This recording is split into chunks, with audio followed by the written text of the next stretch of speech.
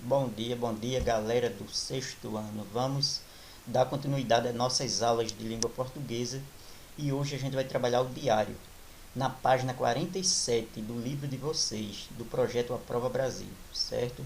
O diário é um gênero muito pessoal, onde a pessoa conta as suas emoções ocorridas durante o dia, certo? Então o diário tem um caráter muito afetivo, né? Geralmente a pessoa que escreve diário, ele é uma pessoa muito mais sentimental, certo? E ele escreve suas emoções durante aquele dia no seu diário, ok? Então vamos ver aí como é esse gênero textual, né? Ou seja, mais um gênero textual. Ok, vamos à aula. E aqui nós temos a definição do gênero diário, que diz assim: o diário é um gênero que permite ao autor fazer o registro de suas memórias. O objetivo principal é relatar vivências pessoais. Geralmente, o autor conta fatos que ocorreram ao longo do dia e expressa como esses acontecimentos o afetaram. Por ser um gênero de natureza pessoal, não é escrito com a finalidade de ser lido por outras pessoas, além do autor. No entanto, alguns desses textos acabam sendo publicados em livro, em razão do valor histórico do período em que os fatos foram registrados. Também existem diários que são obras de ficção publicadas como textos literários. A linguagem costuma ser mais informal e contém marcas próprias da oralidade. Então é isso, né? O diário é um texto muito pessoal, onde a pessoa conta as suas vivências, certo, durante o dia. Mas muitos destes diários, às vezes, passam a ser livros, quer dizer, são publicados como livros, né? Principalmente os diários de pessoas que se notificaram por algum contexto social ou alguma relevância artística, certo? E também dependendo do momento histórico, ok? Vamos ver aqui o exemplo de um diário. Leia o texto a seguir e faça o que se pede. Sábado, 12 de maio de 1992. Dear Mimi, o dia de hoje em Sarajevo foi pior que os piores dias que já tivemos até agora. Os combates começaram mais ou menos ao meio-dia. Mamãe e eu fomos para o corredor, que é mais protegido. Naquele momento, papai estava em seu escritório, embaixo do nosso apartamento. Dissemos a ele, pelo interfone, que fosse depressa refugiar-se na entrada do prédio. Depois, nós duas descemos para junto dele, levando Cico, o canário. Como o bombardeio estava aumentando cada vez mais, não deu para escalarmos o muro à casa dos Bobar. E então fomos rapidinho para nosso porão. Nosso porão é feito todo escuro e tem um cheiro horrível. Mamãe, que tem pavor de ratos, é obrigada a enfrentar duas angústias ao mesmo tempo. Nós três fomos para o mesmo canto da outra vez. Ouvimos as granadas explodindo. Tiros. A coisa fervia sobre nossas cabeças. Ouvimos até aviões. Num certo momento, entendi que aquele porão era nossa única chance de salvar a vida. Comecei até a achar que ele era quente e bonito. Só ele pôde nos proteger desses combates terríveis. Ouvimos quando os vidros de nossa rua se quebraram. É uma coisa pavorosa. Enfiei os dedos nos ouvidos para abafar aqueles sons que me davam tanto medo. Fiquei preocupada com Cico. Havíamos deixado a gaiola na entrada. Fiquei com medo de que ele passasse frio ou de que lhe acontecesse alguma coisa. Eu estava morrendo de fome, de sede e nosso almoço lá em cima, na cozinha, quase pronto.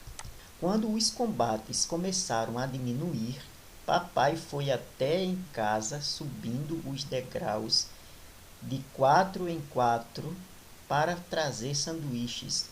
Ele nos disse que tinha sentido cheiro de queimado e que o telefone havia sido cortado. Desceu o televisor para o porão. Foi assim que ficamos sabendo que o Correio Central, que não é longe de nossa casa, estava em chamas e que o presidente havia sido sequestrado. Lá pelas 20 horas, voltamos para casa. Na nossa rua não tinha sobrado praticamente nenhum vidro inteiro nas janelas. Mas lá em casa eles não estavam quebrados, graças a Deus. Vi o correio queimando, um espetáculo aterrorizante. Os bombeiros faziam o que podiam. O incêndio destruía tudo. Papai tirou algumas fotos do correio desaparecendo nas chamas. Disse que as fotos não iam sair porque mexia em alguma coisa na máquina fotográfica. Estou arrasada. O apartamento está com cheiro de queimado. Meu Deus! E dizer que todos os dias eu passava na frente do correio. Tinha reformado a fachada. Era um edifício gigantesco e lindo. E agora as chamas estão acabando com tudo. O correio está desaparecendo. Dear Mimi, quando se vê o que está acontecendo aqui, imagina-se o que deve ser nos outros bairros da cidade. Ouvi pelo rádio que para os lados de Vecna estava uma loucura por causa dos incêndios. Estão com cacos de vidro até os joelhos. Estamos preocupados com vovô e vovó. Eles moram naquela região. Amanhã, se der para sair, vamos lá. Um dia pavoroso. O dia mais negro, mais terrível dos 11 anos que já vivi. Espero que não haja outro assim. Papai e mamãe estão nervosíssimos. Tenho que ir me deitar. Tchau. Zlata Filipovic. O Diário de Zatla. A vida de uma menina na guerra, de Nova Reis, São Paulo, Companhia das Letras, 2012, páginas 52 a 54. Então aqui temos o exemplo, né, de um diário, onde a menina Zatla conta os terrores, né, que ela viveu na guerra, certo? Ela está contando aqui as emoções dela. Vamos ver aqui que sentimentos a destruição da guerra provoca em Zatla. Então você vai ver no diálogo quais são os sentimentos, certo, que a guerra provoca nesta menina, certo, através desse texto de diário que ela escreveu. Então você pode colocar aí, até mesmo com suas palavras, o entendimento que você tem. Segundo, por que Zatla e sua família tiveram de ir para o porão da casa onde viviam? Muito simples também, né, isso aí. Eles tiveram que ir porque, né, ele deixa bem claro aí no texto. Terceiro, no segundo parágrafo, Zatla descreve o porão como um lugar feio, mas logo depois ela afirma que é quente e bonito. Explique o que a fez mudar de opinião. De acordo com o que você entendeu do texto, você vai dizer porque ela diz que ele é um lugar quente e bonito, certo? Apesar de ser um lugar feio e escuro, não é isso? Então a quarta questão diz assim: o diário foi escrito em primeira pessoa. Observe. Ouvimos quando os vidros da nossa rua se quebraram. É uma coisa pavorosa. Enfiei os dedos nos ouvidos para abafar aqueles sons que me davam tanto medo. Então ele diz que é escrito em primeira pessoa e dá esse trecho aqui, né, como prova disso. E pergunta: por que a autora utiliza as formas verbais, ora no singular e ora no plural? Aqui ela usa no plural. Ouvimos quando os vidros de nossa rua se quebraram. É uma coisa pavorosa. Enfiei, tá vendo? Aqui está na primeira pessoa. Os dedos nos ouvidos para abafar aqueles sons que me davam tanto medo. Ele pergunta por que a autora utiliza Formas verbais, ora no singular e ora no plural. Muito simples, né? Porque ela está contando o diário, que é uma coisa pessoal, certo? Geralmente vai ser em primeira pessoa. Mas neste diário ela está contando coisas que aconteceram não só com ela, tá vendo? Nós ouvimos, quer dizer, ela, a mãe dela, né? Então é mais ou menos nesse sentido que você vai dar a sua resposta, ok? Então vamos na sequência. A quinta questão diz assim: releia este trecho do segundo parágrafo. Fiquei com medo de que ele passasse frio ou de que lhe acontecesse alguma coisa. No trecho, a quem as palavras em destaque se referem? Olhe, se você voltar lá no texto, você vai ver de quem ela está falando quando ela utiliza esse ele aqui e esse lhe, certo? Então, você vai dizer aqui a quem ela está se referindo com estes pronomes, certo? Pronome reto, né, da terceira pessoa, e pronome oblíquo aqui da terceira pessoa, ok? Na sequência, vamos lá. A sexta questão diz assim: ao escrever o diário, Zátala relata fatos e expressa sua opinião ou seus sentimentos em relação a ele. Cite 2 trechos em que a menina relata fatos. Ao escrever o diário, né, a personagem que relata fatos e expressa sua opinião sobre ele diante destes fatos, certo? Ele pergunta: cite 2 trechos em que a menina relata estes fatos. Então você vai relatar aí com poucas palavras 2 acontecimentos, através de seus sentimentos sobre eles, ok?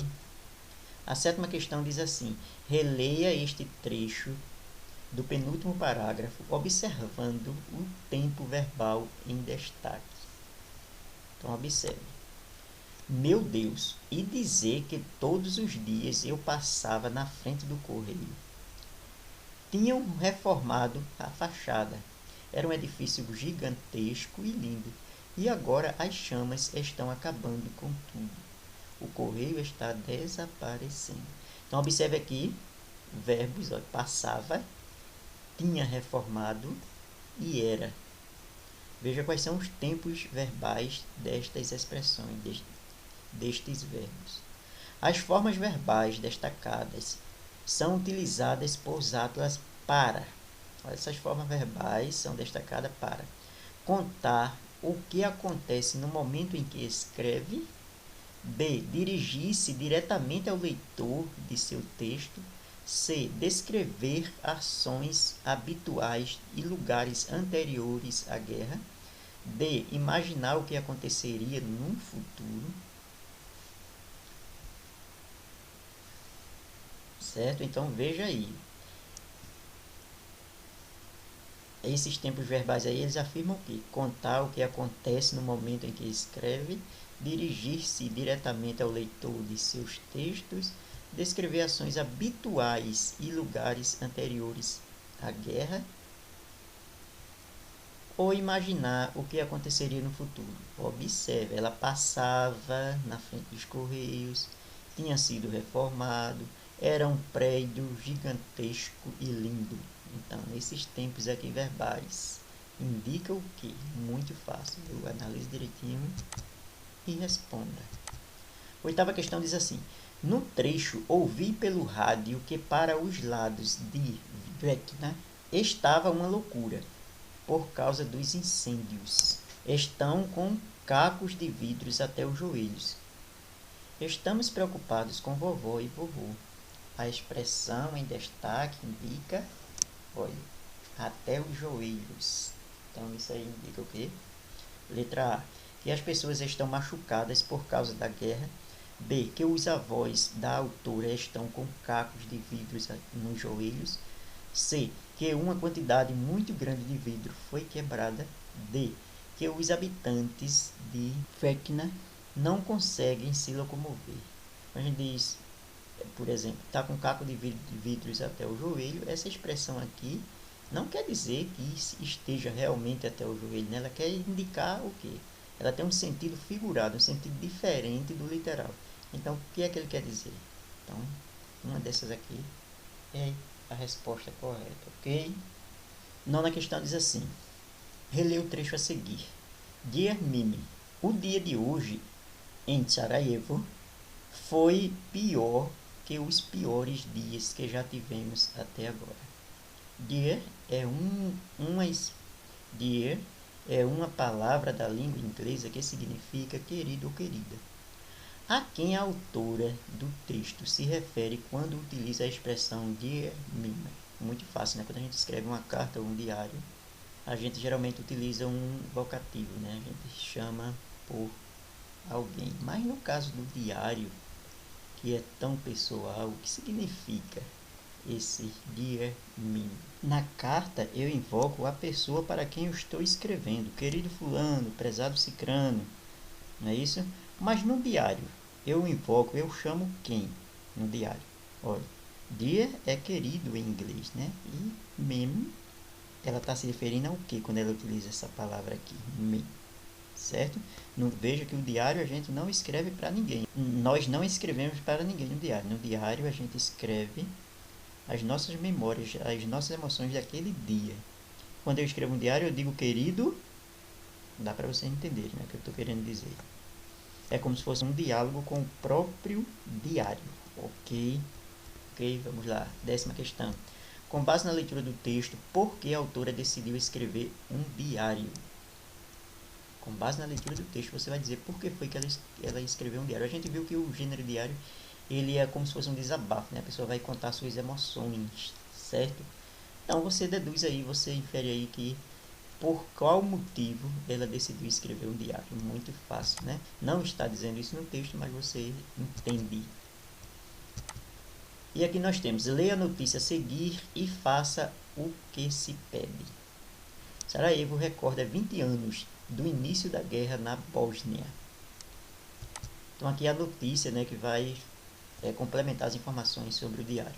Bósnia e Herzegovina lembram a eclosão da guerra entre muçulmanos, sérvio e croatas em 1992.